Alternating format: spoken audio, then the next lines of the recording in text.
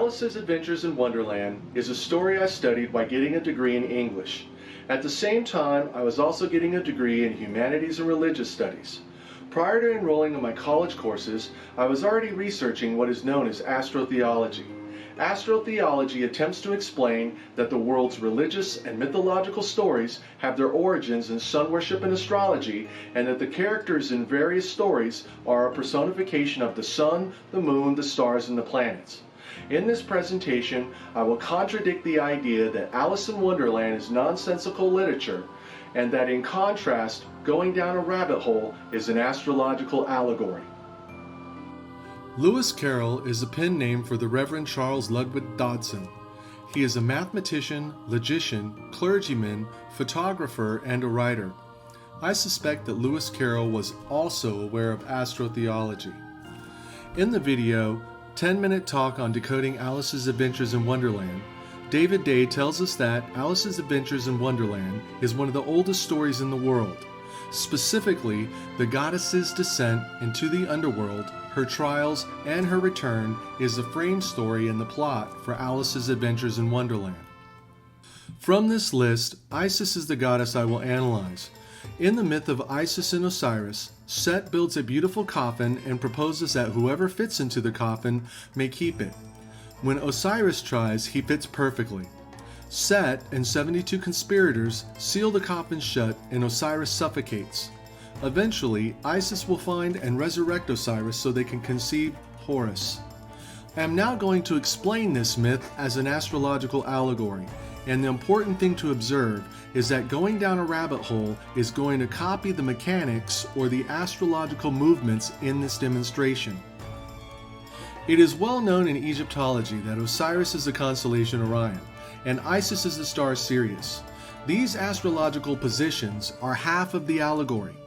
The other half of the allegory is on the side of the planisphere that is opposite Orion. In this case, the constellation Ophiuchus is opposite Orion. Because these constellations are opposite each other, they represent a perfect fit. As Orion falls in the west, Ophiuchus rises in the east. Note that my planisphere labels Ophiuchus coffin, and that the constellation Virgo is right above the coffin. In the book, Osiris, Death and Afterlife of a God, Boana Moisov says, Isis came to be worshipped as a primordial virgin and their child as savior of the world. Essentially, Isis and Osiris go below the horizon in the west as the star Sirius and the constellation Orion, and they pop up in the east as Virgo and Ophiuchus, the coffin.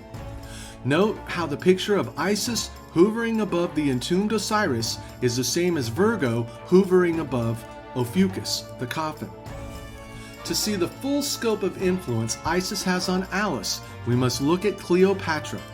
Specifically, Cleopatra as Isis Aphrodite. Aphrodite is another name for Venus. As a result, we can see that Isis Aphrodite is three characters: the star Sirius, Virgo the Virgin, and the planet Venus. This is important because Alice is pretending to be two girls, Ada and Mabel. Ada's name means noble, which represents Virgo the Virgin that will give birth to the kings, which are the sun gods such as Horus. Mabel's name means lovable, as in Venus, the goddess of love and prostitutes. As a result, Alice is now identified with three characters: the star Sirius, the constellation Virgo, and the planet Venus. Now that we have identified Alice with the star Sirius, we must look below the star Sirius, and what we find is the constellation Lepus, the rabbit.